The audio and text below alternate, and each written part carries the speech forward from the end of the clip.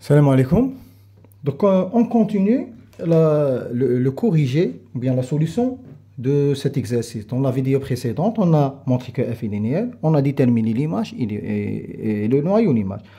Maintenant, on va déterminer une base et la dimension du cœur de f et l'image de f. Alors, on a trouvé que cœur de f c'est égal à 0, et on a trouvé que l'image c'est égal à cet ensemble. D'accord? Si le cœur de f c'est égal à 0, alors quelle est la dimension de 0? Donc, si on a le cœur de f, troisième question, cœur de f c'est égal à 0. Donc 0 de R3 qui est 0, 0, 0. 0 c'est un sous-espace vectoriel. Ça s'appelle un espace vectoriel trivial. D'accord? Mais il n'a pas de base. Le 0 n'est pas une base, puisque les vecteurs de la base sont des vecteurs non nuls. Alors par convention,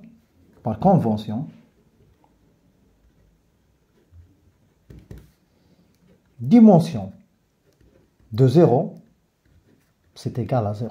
Il n'a pas de base. On ne peut pas déterminer la base du cœur, parce que le cœur, c'est le 0. Par convention, la dimension de 0, c'est égal à 0. Donc la dimension du cœur de f, c'est égal à 0. Il y a des cas où la dimension du cœur est différente de 0. Hein. C'est juste dans notre cas, on a trouvé que le cœur de f, c'est égal à 0. Donc la dimension, c'est égal à 0. Alors maintenant, on passe à l'image.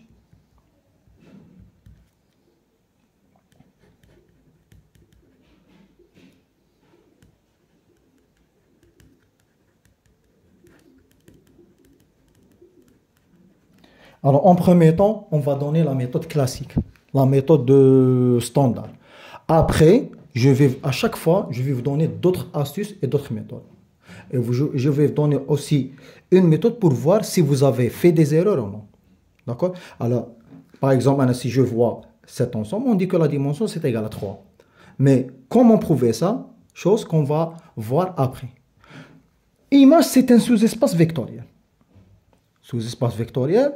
Donc, on va déterminer, cherchons. Alors, s'il vous demande de déterminer la dimension directement, il y a une autre méthode. D'accord? À partir de la dimension du cœur. Il y a une relation qui relie la dimension du cœur et la dimension de l'image. C'est le théorème de Rond. Mais dans notre cas, il nous a demandé de déterminer une base et la dimension. Donc, qui dit la dimension, c'est une base. Alors, cherchons une base et la dimension de image de f. Alors, pour chercher une base, on va appliquer ce qu'on appelle la méthode de séparation des variables. Méthode de séparation des variables.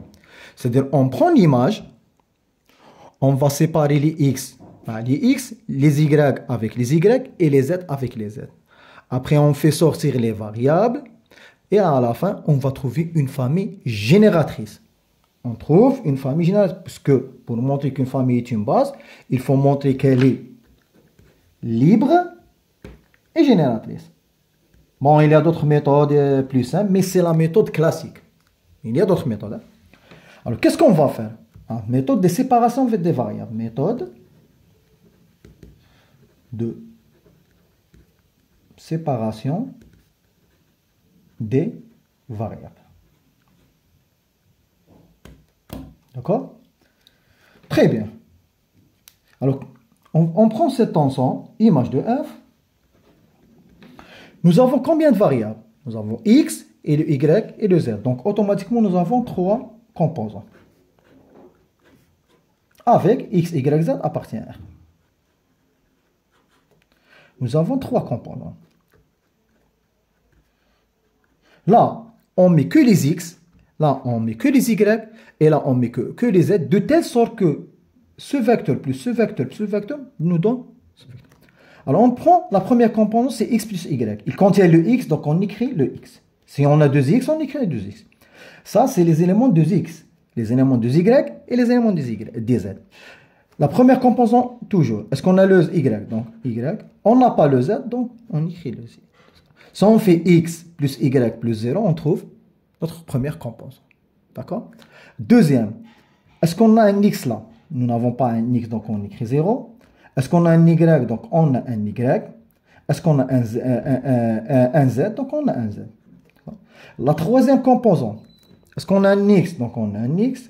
On n'a pas de y, donc on écrit 0. Et là, on écrit 2. Et voyez, si on fait la somme de cette variable avec cette variable avec cette variable, on trouve ça. Une autre méthode pour trouver ces trois vecteurs. Alors pour le premier, vous prouvez i, vous laissez x tel qu'il est et vous mettez y et z égale à 0. D'accord? On met x, y et z égale à 0. Donc on trouve x, 0, x.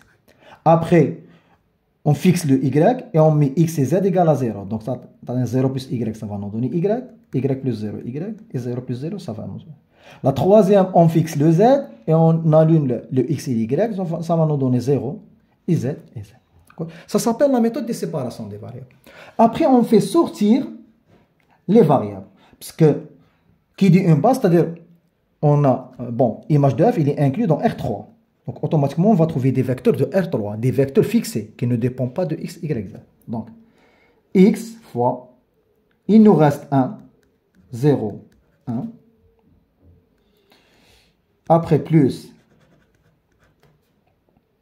y fois 1, 1, 0, plus z fois 0, 1, 1. Tel que x, y, z appartiennent. D'accord? Donc, on va noter ces vecteurs, par exemple, U1, U2, U3. Et vous voyez, qu'est-ce qu'on a fait? Quel que soit U, si on prend un vecteur de l'image, il existe lambda 1, lambda 2, lambda 3, tel que U c'est égal lambda 1 fois U1, plus lambda 2 fois U2, plus lambda 3 fois U3. C'est-à-dire que U1, U2, U3 est une famille génératrice.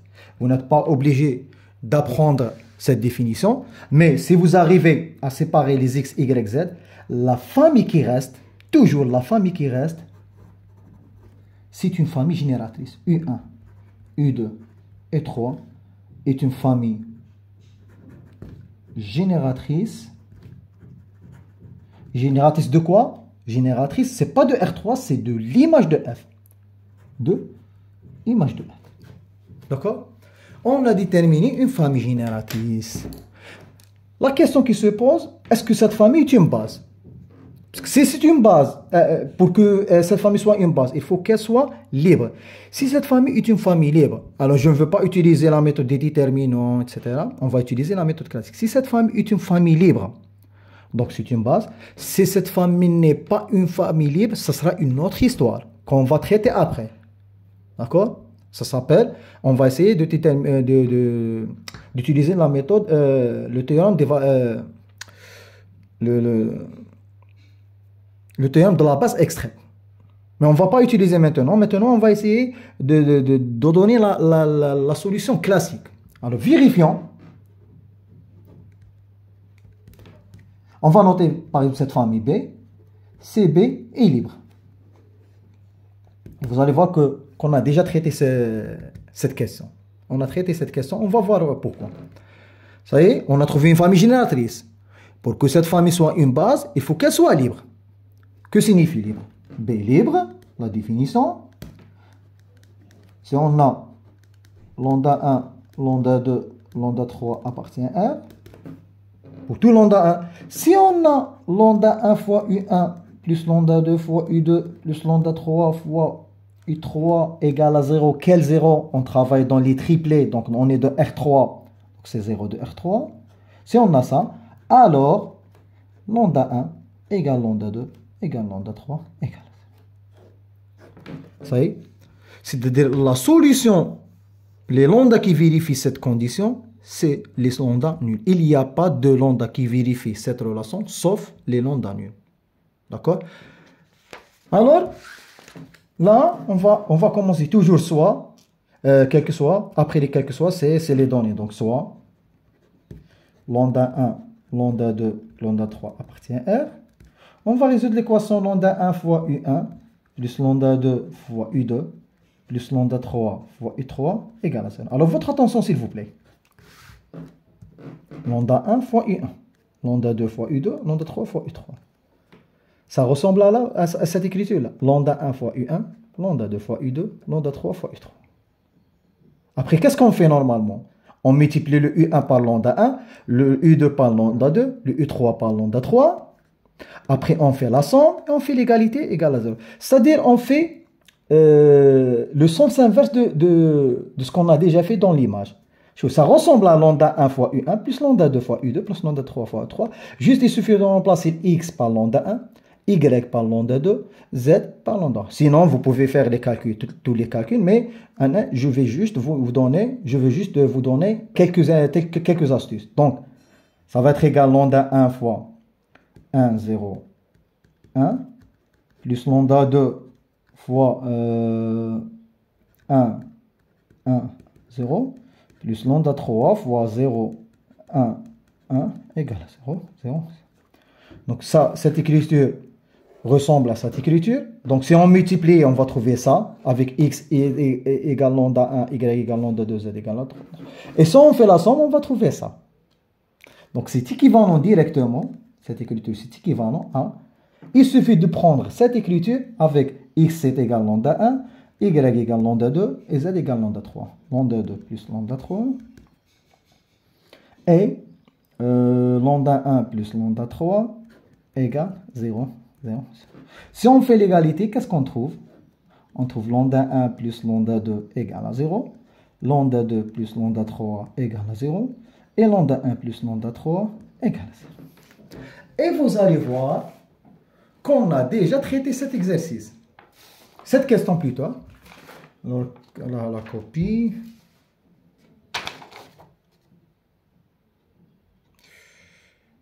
La copie du noyau, oui. Vous voyez lorsqu'on a calculé le noyau, on a fait cette partie. Vous voyez ce système et ce système. Est-ce qu'ils sont les mêmes? Vous voyez x, y, y, z, x plus z, x, y plus z. Alors la solution de ce système, c'est la même solution que le système pour déterminer le noyau. Vous n'êtes pas obligé de refaire les calculs. D'accord? Vous n'êtes pas obligé de refaire les calculs. Il suffit de voir ce que vous avez obtenu dans le calcul du cœur et remplacer le x par lambda 1, y par lambda 2 et z par lambda 3. Donc on a fait les calculs et on a trouvé x, y, z c'est égal à 0. On a fait les calculs, donc on a trouvé x, y, z c'est égal à 0. Donc ce qui implique que lambda 1 égale lambda 2 égale lambda 3 égale à 0. On a trouvé lambda 1, lambda 2, lambda 3 égale à 0, ce qui implique que la famille B est libre. Elle est libre et génératrice, une famille libre de l'image de f, puisqu'on cherche une base de l'image de f. Elle est libre et génératrice, donc ce qui implique que B est une base de l'image de f. Et la dimension de l'image de f, c'est quoi la dimension? C'est le cardinal de B. C'est-à-dire, c'est le nombre des vecteurs, c'est le nombre de vecteurs de la base. On a combien de vecteurs? Donc c'est 3. Donc la dimension de f, c'est égal à 3. D'accord? Alors, deuxième méthode, ou bien c'est une partie de confirmation, deuxième méthode, pour chercher ou bien déterminer dimension de l'image de f sans passer par la base. Supposons qu'on a besoin de la dimension sans la base. C'est ce qu'on appelle théorème de rang. Théorème du rang. En supposant que E de dimension finie, on travaille dans les dimensions finies, on ne travaille pas dans les dimensions infinies. Alors, F, on prend F de E en F. Alors la dimension de E, dimension de l'espace de départ, c'est égal à la dimension du noyau plus la dimension de l'image de F. Toujours nous avons cette relation qui relie la dimension du cœur plus la dimension et la dimension de l'image. C'est-à-dire, la dimension de E est fixée. Dans notre cas, E c'est égal à R3. E, c'est égal à R3. Donc la dimension de R3, dans notre cas, c'est égal à la dimension du quart de F plus la dimension d'une image. On va voir est-ce qu'on a fait des erreurs ou non.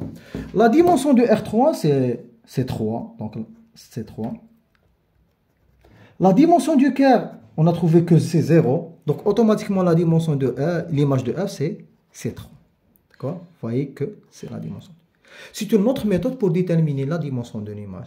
S'il ne demande pas de déterminer une base de l'image, alors vous n'êtes pas obligé de calculer la base de l'image pour déterminer la dimension. Parce que par définition, la dimension, c'est le nombre des vecteurs de la base. Donc il faut déterminer une base. Mais dans notre cas, on peut déterminer la dimension de l'image sans passer par la base. Donc il suffit de déterminer la base de quart de F, ou bien la dimension de quart de F, pour déterminer l'image. Si on a la dimension de quart de F, c'est égal à 1, donc automatiquement, ça, on va trouver 2. Bon. Si on est dans R3, si la dimension de quart de F, c'est égal à 2, donc automatiquement, on va trouver là 1. D'accord? C'est ça, la relation qui relie la dimension de F et l'image. Et vous voyez, l'image de F n'est pas inclue dans l'ensemble de départ qui est 1. On ne parle pas de l'espace lui-même, on parle de la dimension de cet espace. D'accord? Alors, F est-elle injectif, surjectif ou bien bijectif? C'est très simple. On va passer par la première méthode.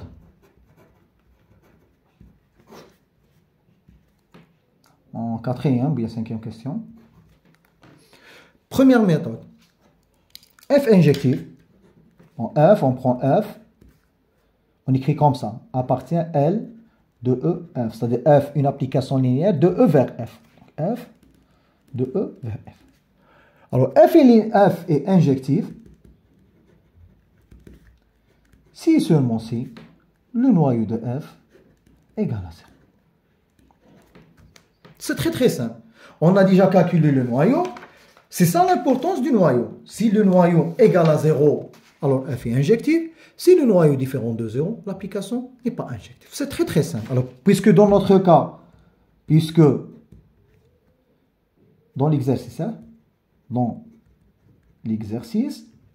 on a trouvé, puisque quart de F, on a trouvé que c'est égal à 0, 0 de R3 qui est 0, 0, 0, alors F injectif. D'accord? F surjectif, si seulement si, on a dit que l'image de F est un sous-espace vectoriel de l'ensemble d'arrivée. L'image de F, il est là. Donc, il est inclus dans F. Si l'image de F coïncide avec F, c'est-à-dire si l'image de F égale à F, alors l'application est surjective. Image de F est égale à F. Le problème, comment montrer ça? Il y a plusieurs méthodes. La méthode classique, comment montrer ça? Il faut montrer, puisque pour montrer l'égalité entre deux espaces vectoriels, il faut montrer que l'un est inclus dans l'autre et qu'ils ont la même dimension. Alors, quelle est l'inclusion qui est évidente? La dimension, l'image de F, il est inclus dans F par définition. Donc, il faut montrer que l'image de F est inclus dans F. Bon, ça c'est évident. Et la dimension de l'image de F, c'est égal à la dimension de F. Elle dit toujours, elle est évidente. Toujours, elle existe. Donc, on a calculé la dimension, on a la dimension de F, donc il suffit de vérifier. Donc, on a, dans l'exercice, dans l'exercice, F, c'est égal à R3. Parce qu'on a F de R3 vers R3. Donc, image de F, elle est inclue dans R3. C'est tout à fait normal, parce que image de F, il a 3 composants. Donc, il est inclus dans R3. Elle dit toujours, vous écrivez là, évident. Et toujours vérifier par définition. Évident, on l'écrit par définition. Deuxième, qu'est-ce qu'on a? On a dimension de F, dimension de R3. La dimension de R3, c'est 3. Et la dimension de l'image de f, on a calculé par deux méthodes. On a déjà calculé la dimension. On a trouvé que la dimension, c'est égal à 3. Vous voyez là, on a trouvé que la dimension, c'est égal à 3. Donc, dimension de l'image de f, c'est égal à 3. Ce qui implique que la dimension de R, c'est égal à la dimension de l'image de f. Vous voyez, image de f, elle est inclue dans R. Image de f, il est inclus dans R, 3. Et la dimension de l'image, c'est égal à la dimension de R. Ce qui implique que image de f, c'est égal à R3. Ce qui implique que f est surjectif. D'accord? Puisque f est injectif et surjectif, conclusion, f est bijectif. D'accord? Il y a une autre méthode. Donc, deuxième méthode.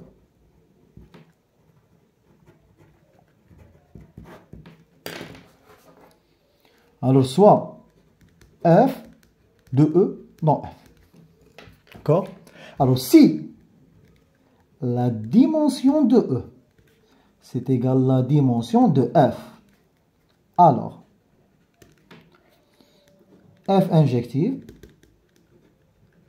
c'est la même chose que F surjective, c'est la même chose que F bijective. Bon, les meilleurs de la méthode, ils utilisent la méthode classique. Si on a la même dimension. Parce que parfois, on attaque R2, je vous donne R2 et R3, on n'a pas la même dimension. Donc, on ne peut pas appliquer cette propriété. Par contre, si on a par exemple R3, R3, bien. Si on a par exemple R4 ou M2 de R, vous voyez, la dimension 4 et la dimension 4, donc on peut appliquer cette propriété. En particulier pour l'endomorphisme, si on a le même espace, donc on a la même dimension. D'accord? C'est-à-dire, pour montrer que F bijectif ou les surjectifs, il suffit de montrer qu'elle est injective. Injectif, c'est la plus simple, parce que le noyau, c'est plus simple par rapport à l'image. Pour montrer que F bijectif, il suffit de montrer, c'est-à-dire l'application, soit elle est injective et surjective et bijective à la fois, soit elle n'est ni injective, ni surjective, ni bijective. On ne peut pas trouver dans ce cas une application qui est injective et n'est pas surjective. Impossible. D'accord? Donc, qu'est-ce qu'on fait? Il suffit de faire cette partie. Alors, هذه étoile implique que F injectif. Dans notre cas, E, c'est égal à R3 et F, c'est égal à R3. Alors, avant d'appliquer cette méthode, il faut vérifier cette condition. Est-ce qu'on a la même dimension? Oui, parce que c'est ce qui implique la dimension de E, c'est égal à la dimension de F. Alors, puisque F est injective, on a la même dimension, donc F surjective et F bijective. D'accord? Pardon. Et la dernière question. Le rang de F. Par définition, c'est quoi le rang de F? Notre rang de F, c'est la dimension de l'image de F. Donc, pour déterminer le rang, nous avons deux méthodes. Soit vous appliquez tout ça et vous déterminez une page, chose qui est lente. Sinon, vous pouvez directement on peut utiliser le théorème de rang. Directement. Théorème du rang. Ça y est? Mais vous avez le choix, parce que dans le théorème de rang, il y a le rang de F. C'est le rang de F. D'accord? Donc, ça sera la dimension de R3 moins la dimension de R3. Mais puisqu'on a déjà calculé par la méthode de la Larotte, donc le rang de F, c'est égal à 3. Vous voyez? On a essayé de faire un exercice classique. Dans les prochaines vidéos, Inch'Allah, on va voir d'autres situations et d'autres cas. Merci pour votre attention.